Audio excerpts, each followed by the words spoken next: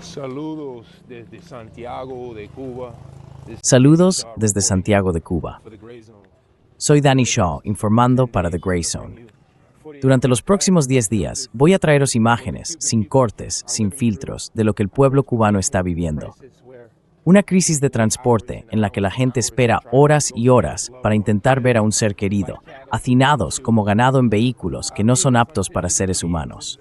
Esto es una crisis humanitaria. Ninguno de los productos agrícolas del campo puede llegar a las ciudades. He visto a los cubanos ingeniárselas, intentando vender sus últimos antibióticos o lo que tengan solo para conseguir una comida al día. Y esto es solo el comienzo. Tenemos que dar la voz de alarma porque esta guerra contra Cuba, este bloqueo, comenzó con intensidad en 1990 y Cuba quedó aislada y ahora está más aislada que nunca. Esta es la intensificación de 36 años de un asalto a la soberanía de Cuba por parte de Marco Rubio, Donald Trump, Joe Biden, demócratas y republicanos.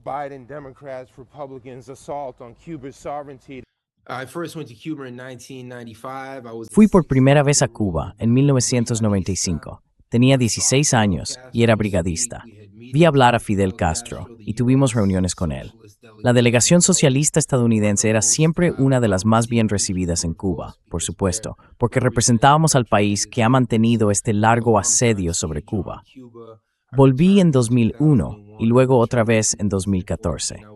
Estuve allí para el funeral de Fidel en toda Cuba en 2017. También estuve allí por el boxeo en esos años, y el boxeo me llevó por diferentes caminos etnográficos. Una parte importante de lo que hacía en Cuba era llenar todos esos pequeños cuadernos de bolsillo con jerga y vocabulario cubanos.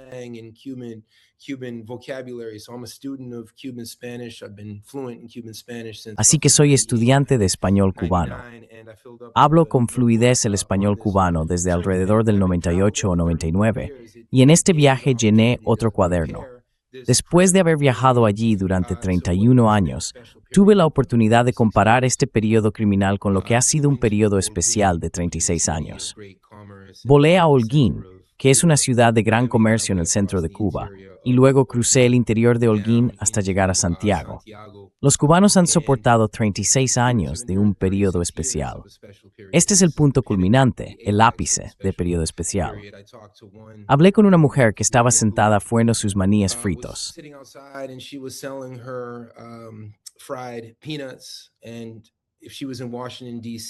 Y si ella estuviera en Washington, D.C. o en la ciudad de Nueva York, podríamos haberla, entre comillas, confundido quizá con una persona sin hogar o algo así. Pero no, estaba extremadamente alerta. Pregunté a varios cubanos si aquello fue el periodo especial. Entonces, ¿qué es esto? Y ella respondió con mucha franqueza: este es el periodo criminal, por la cantidad de personas, incluida ella misma, que pasaban hambre, que no podían conseguir su chequera, es decir, la pensión. Vi una y otra vez colas de ancianos intentando cobrar su pensión. El asedio está afectando a todo el mundo en Cuba. Es imposible conseguir gasolina. El transporte está prácticamente paralizado.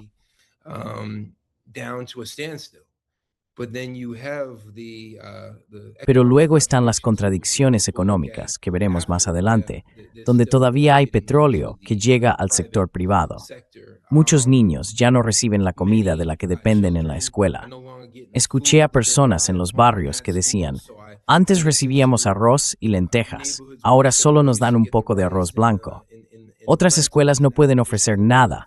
Algunos profesores ni siquiera pueden llegar porque no tienen transporte. Así que, si no viven a una distancia a pie, ¿cómo van a ir a trabajar?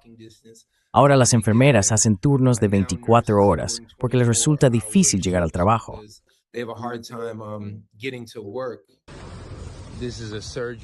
Esta es una cirujana que acabo de conocer, una cirujana del hospital, una doctora, y ya no puede trabajar. Los hospitales no funcionan, no hay electricidad. Esto era un teatro, solía ser un teatro.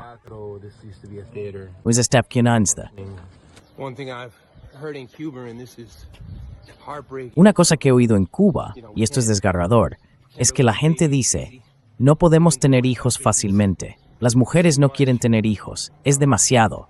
No tenemos suficiente nutrición, no podemos cuidarnos a nosotros mismos.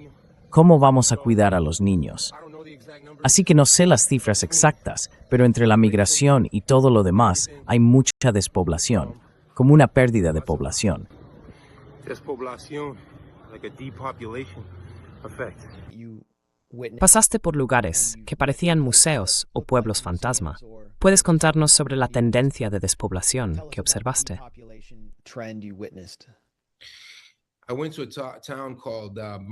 Fui a un pueblo llamado Banes.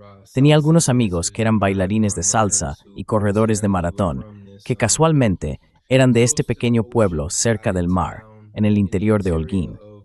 Mientras caminaba y conocía a la gente, se sentía como una nación de viejitos, una nación de personas mayores.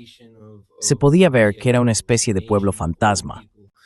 You can see kind of the ghost town effect, and really it's sometimes A veces se siente como una nación en tirquenos, de personas maldas, old people. jóvenes sin acceso a alimentos, sin acceso a empleo, a internet, todas esas cosas que probablemente damos por sentadas en nuestra vida cotidiana. ¿Cuántos de ellos han tenido que lanzarse al mar, intentando escapar a Miami, intentando escapar realmente a cualquier lugar del mundo? Mientras recorría Baines, es la generación mayor la que sigue siendo extremadamente entusiasta con la revolución. Hablas con personas de 60 años o más y te hablan como fuera en 1989. Pero los jóvenes se alejan. Al caminar por Banes y otros lugares, muchos de los museos y tiendas de objetos revolucionarios parecen como si hubieran sido nuevos en 1983, 1985 o 1989, y no se hubieran tocado desde entonces.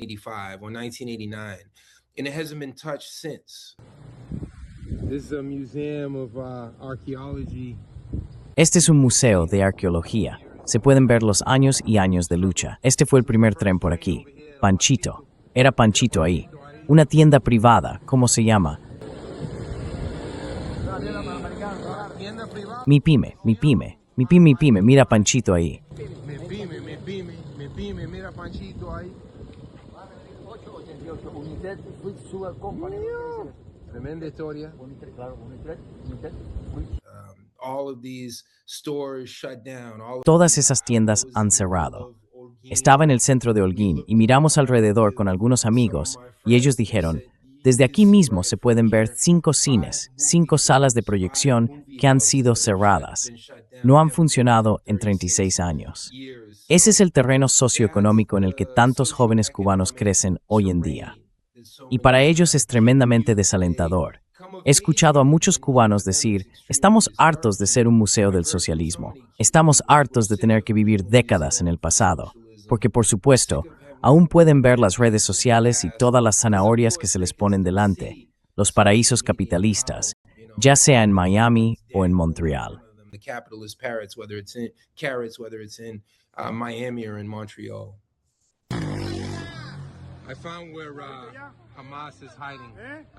He encontrado dónde se esconde Hamas.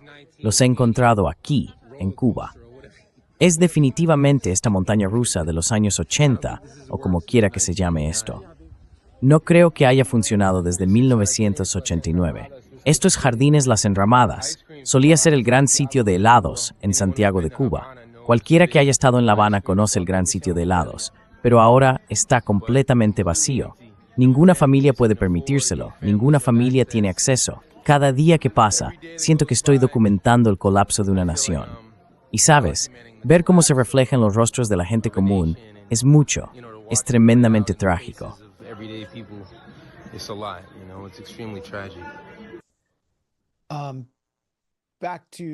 Volviendo al tema de la desnutrición y la crisis alimentaria, dijiste que fuiste testigo de un hambre generalizada, especialmente en las zonas orientales que visitaste.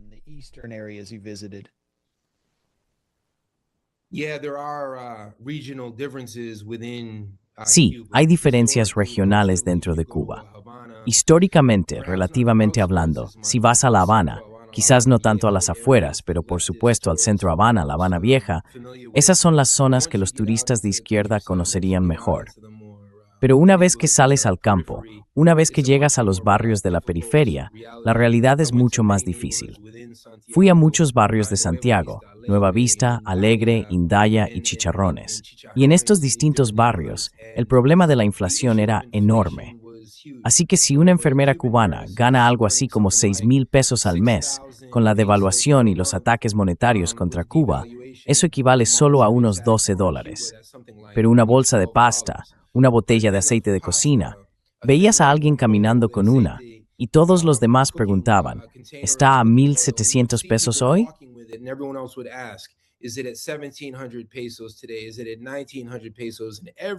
Está a 1,900 pesos, y cada mañana los precios subían. Muy pronto, una botella de aceite de cocina pasó de costar una quinta parte del salario de una enfermera a 2/5 partes, y luego a la mitad de su salario. Ese tipo de inflación es lo que está matando a la gente. El gobierno cubano, el sistema cubano, sencillamente no es lo bastante fuerte. Esto es David contra Goliat. Vi hambre extrema. Fue desgarrador. Escuché a niños pequeños decir, antes nos daban arroz y lentejas en la escuela.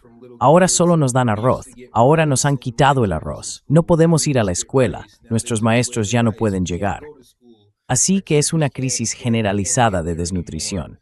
Y sabemos que la desnutrición, en algún momento, se convierte en hambre y en inanición.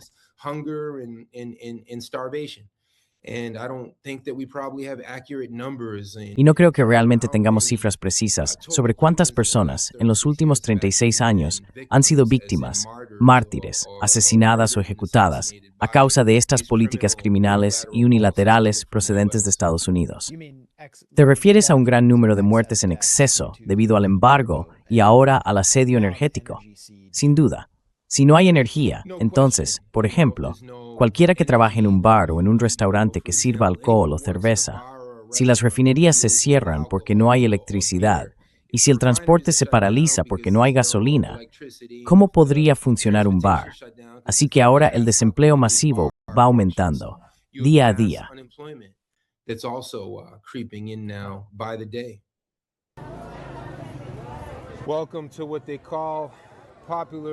Bienvenidos a lo que popularmente llaman la bolsa cubana o el Wall Street cubano. Aquí es donde viene todo el mundo, tanto si necesitas una bicicleta nueva, antibióticos, zapatos nuevos o comida, aquí es donde lo encuentras. Se llama Calle 13 y la gente viene de las provincias, de Guantánamo, de todas las partes de Holguín. Aquí se puede encontrar de todo. A esto lo llaman la economía paralela. El Estado no tiene ningún control aquí. De hecho, se ven distintos soldados por los alrededores y no están haciendo nada diferente a los demás. Están aquí para comprar fruta, verduras o lo que necesiten.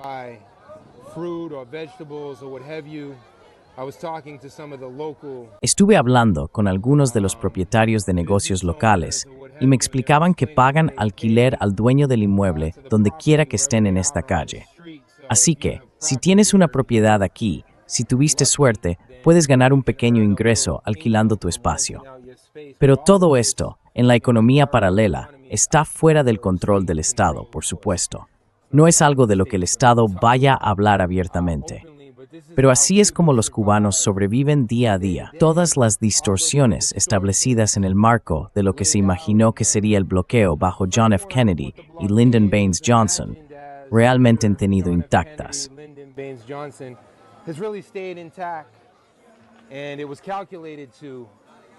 Se calculó para matar de hambre al pueblo cubano, para asfixiar al pueblo cubano.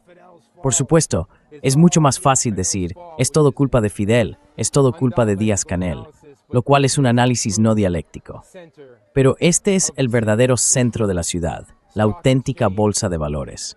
Si sigo explicando todos los detalles, me voy a marear para entender lo económico en Cuba. Muy difícil, muy difícil. Esas son las expresiones más comunes que se oyen en Cuba. Esto está complicado, esto es tan complicado. Y los propios cubanos se no entienden. ¿Cómo más va a explicar ahí? ¿Y qué pasa con la medicina? La gente está intentando conseguir antibióticos por medios bastante poco ortodoxos.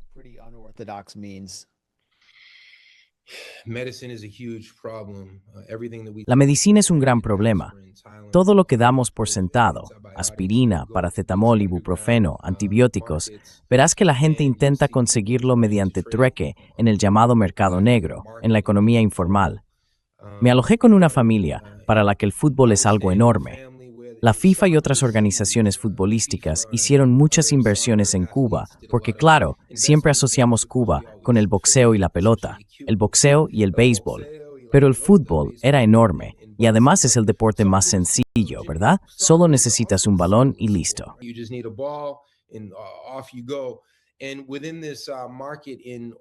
Y dentro de este mercado en Holguín, me encontré con diferentes entrenadores de fútbol. Por la tarde estaban allí, pero no pueden ganarse la vida. No pueden alimentar a sus familias como deportistas retirados y entrenadores, así que estaban allí vendiendo este o aquel antibiótico. La gente ha tenido que ser extremadamente creativa. El gobierno, por supuesto, es consciente de estos mercados clandestinos, pero no interviene. Incluso vi soldados paseando por ellos. Es allí donde los soldados y la policía tienen que comprar, pero lo hacen, ya sabes, fuera de servicio. Así que la economía cubana se ha distorsionado de 10 millones y medio de maneras, directa e indirectamente. Esa es toda la razón de ser de esto.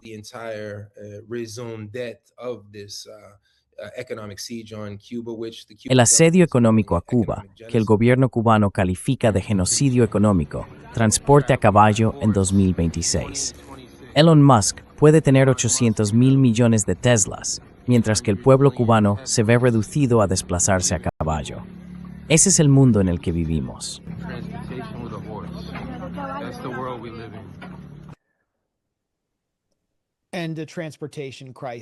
Y la crisis del transporte está en el centro del problema. Si no puedes llevar los alimentos al mercado, la gente no puede comer. Viajaste por todas partes. Tuviste que ir en coche de caballos. Cuéntanos cómo es la situación del transporte.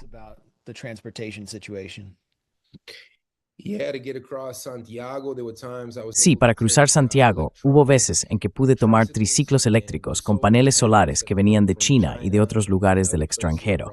Esa es una forma de transporte eléctrico. Pero luego, sí, es caballo y carruaje, y cuesta creer que estemos en 2026.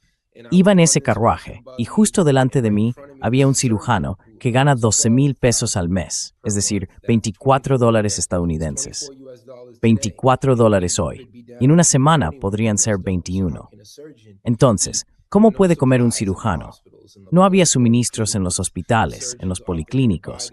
Los cirujanos a menudo tenían que comprar sus propios materiales, el estetoscopio, el gorro, el equipo para poner una vía intravenosa, las cosas más simples que damos por sentadas. Un día intenté ir a La Maya, Alto Songo, a las afueras de Santiago. Son regiones histórico-afrocubanas, muy famosas por su música.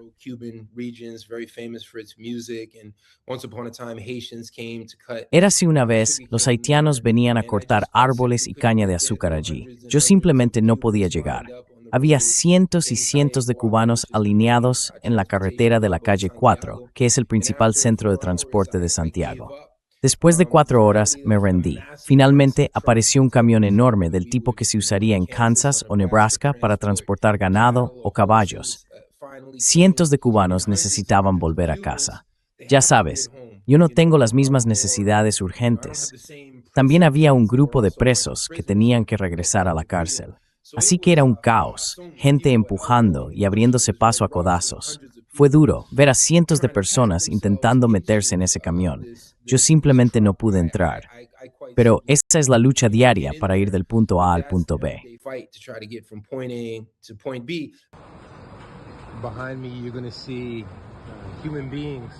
Detrás de mí, vais a ver a seres humanos obligados a vivir como ganado. Hice todo lo posible por subir a ese camión.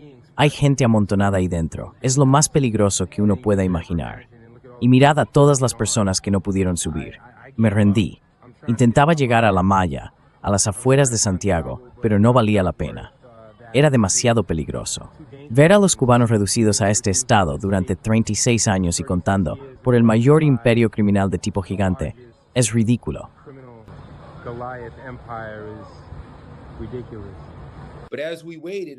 Pero mientras esperábamos, fue muy revelador. De repente, ves un todoterreno pasar a 80 kilómetros por hora. Luego, un Mercedes-Benz pasa a toda velocidad. Así que, por supuesto, eso también plantea muchas preguntas. Y creo que son preguntas legítimas que debemos plantear y abordar igualmente.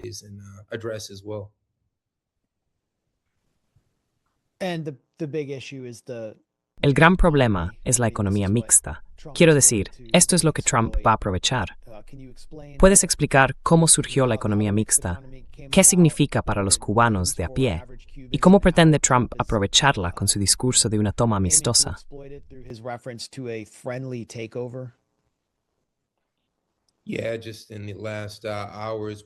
Sí, justo en las últimas horas hemos oído a Trump lanzar esta retórica de una toma amistosa. Y creo que en los últimos 2 días, Trump ha estado hablando de una posible, ya sabes, apertura. Lo que Trump está diciendo, si leemos entre líneas, es que quieren seguir reforzando y facilitando al sector privado. Y todos los que siguen de cerca la situación en Cuba, buscad las MIPYMES. MIPYMES es la abreviatura del sector empresarial micro, pequeño y mediano. Así que esas personas que tienen tiendas que venden empanadas, los que tienen bares o lo que sea, en general, todavía pueden salir adelante porque importan un montón de cosas desde Miami.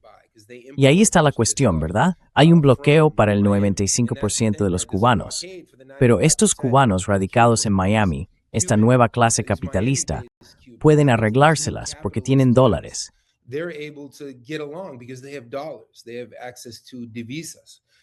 Tienen acceso a divisas, así que pueden montar sus tiendas. Pero luego ves que entre el 95% y el 98% de los cubanos no tienen acceso a esa comida. Así que hay una economía dual, una economía contradictoria. En la época de la Unión Soviética se llamaba la nueva política económica. Y por supuesto, el gobierno tiene que ser flexible. El problema es que la gente común no tiene manera de comprar en esas tiendas porque los precios están todos dolarizados. Así que ahora, algo así como el 90% de los cubanos tiene que cocinar con carbón o leña cada día o cada noche. Yo estaba con distintas familias y cocinábamos juntos un gran guiso cubano, un ajiaco. Y lo primero que todos teníamos que hacer era, ya sabes, cortar un poco de leña. Así que ese es también el daño medioambiental que se inflige al pueblo cubano.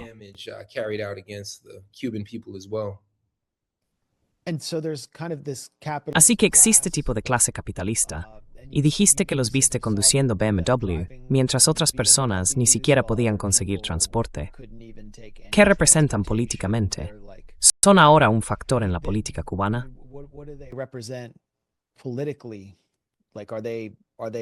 Now a factor in Cuban politics? Creo que esa es la quinta columna que la administración Trump está intentando utilizar. Creo que los Marco Rubio son los portavoces de esta clase emergente. Realmente empezaron a aparecer a principios de la década de 2010. Estaba Raúl Castro, que aprobó una legislación para una economía mixta y el respeto a la propiedad privada, algo nuevo en la historia de Cuba.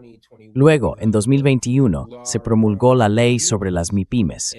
Y creo que esta nueva clase, que ahora es muy estable, es la forma en que van a hacerse con el control de Cuba. Ha sido un proceso constante. Creo que el golpe de Estado en muchos sentidos ya está en marcha. Esa realidad económica, ese pilar económico, que es contradictorio con los intereses de las masas cubanas, ya tiene cierta influencia política, y creo que gran parte de esto se está desarrollando a puerta cerrada. No estoy señalando a David.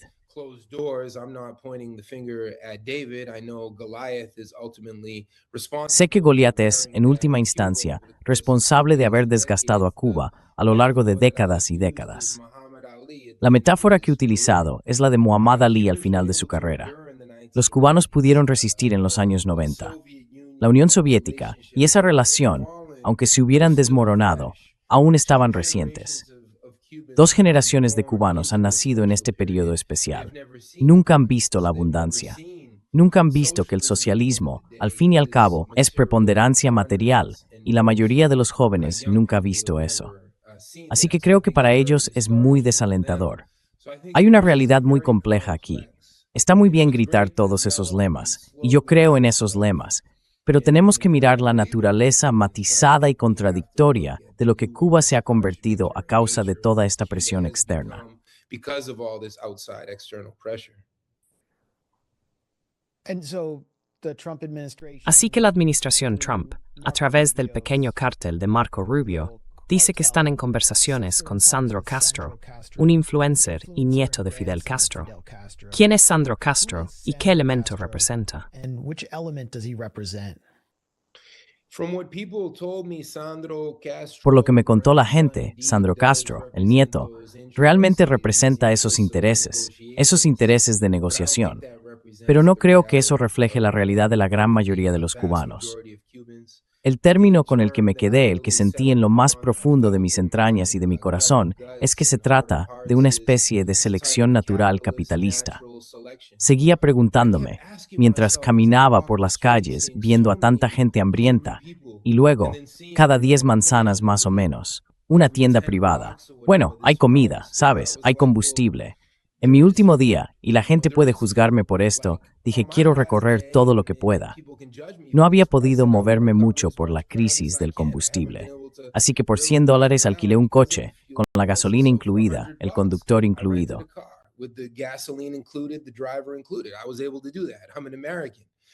Pude hacerlo. Soy estadounidense. Los cubanos de a pie no pueden hacerlo. Así que las contradicciones sociales están justo delante de tus ojos. Y creo que Sandro Castro está profundamente inmerso en esas contradicciones. Están intentando girar hacia una especie de negociación. Lo llaman negociación, lo sabemos. La clase capitalista, los Trump, la clase de los multimillonarios, los Elon Musk. Elon Musk vale 3 veces más de lo que fue el PIB de Cuba el año pasado. Y ese PIB está en un fuerte declive. Creo que por eso Trump ahora lo ha modificado para decir, bueno, mientras el combustible, el petróleo, la electricidad, los alimentos, las importaciones vayan a esta economía en auge pero ya estable, pequeña burguesía autóctona, o más bien nacida en Miami, clase burguesa media y alta, no nos importa. Así que esa es la quinta columna que están observando.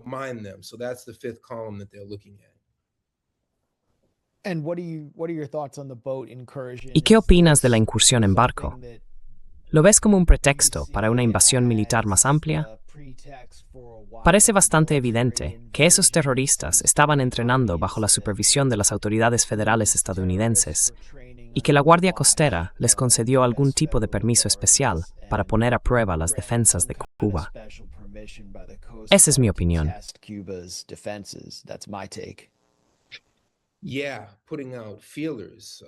Sí, tanteando el terreno, quizás, porque sabemos quiénes son los piratas del Caribe. Si pueden rodear Venezuela con 20,000 soldados, si pueden tener 9 bases en Colombia o 11 bases militares en Panamá, si pueden controlar Venezuela, 14% de Puerto Rico, el ejército estadounidense. Eso es ciertamente muy misterioso, que este barco sea capaz de lanzar una incursión en lo más profundo de Cuba. Tal vez pensaban que provocaría algún tipo de efecto mayor. Ha habido miles, algo así como más de 1 millar de estas incursiones. Sabemos que muchos cubanoamericanos antisocialistas están deseando, ansiosos, tener este tipo de oportunidades.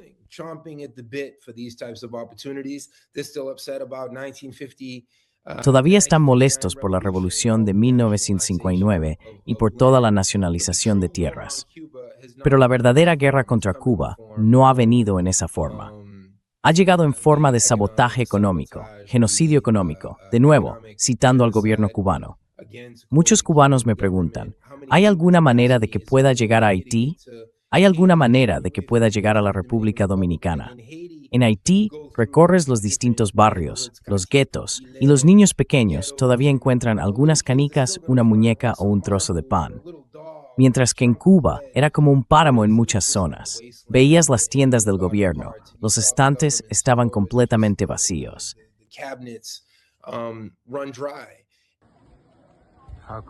¿Cómo puede alguien permitirse comprar pañales?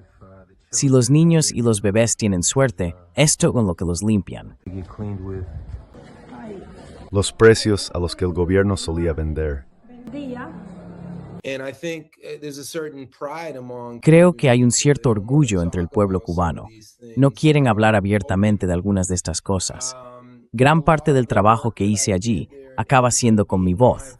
No porque yo quisiera que fuera así, sino porque después de hablar con grupos de personas, después de visitar casas y decir, oye, pongamos esto en cámara, hablad directamente al pueblo estadounidense, intentaremos difundir este material a pesar de toda la censura. Me decían que no. Sabemos que están tocando los tambores de guerra contra Irán, Venezuela y Cuba, pero en cuanto intentaba apuntarles la cámara, ni hablar. Los cubanos simplemente no se sienten cómodos hablando de esto.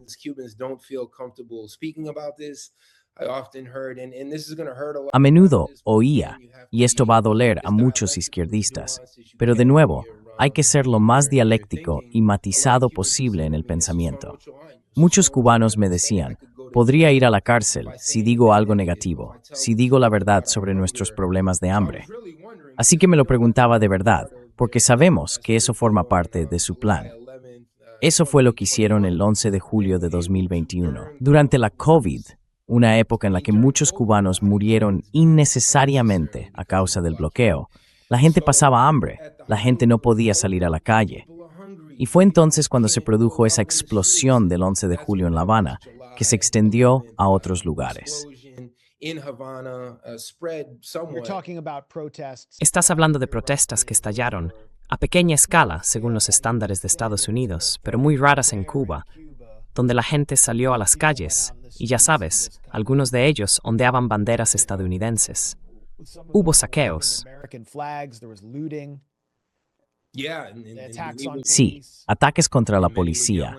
Y muchos gritaban que tenían hambre y que ya no iban a tener miedo. Y eso es lo que los Marco Rubio quieren ver. Quieren intentar provocar otro tipo de crisis.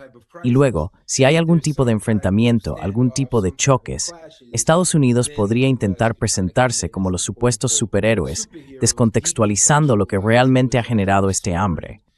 Quiero decir, ¿qué podría ser Cuba hoy, en 2026, si se le permitiera crecer y comerciar libremente? Así que todo lo que digo se enmarca en lo que ha sido ya un asalto de 66 o 67 años, un asalto genocida contra el derecho de Cuba a la autodeterminación. Genocidal assault on Cuba's right to self-determination.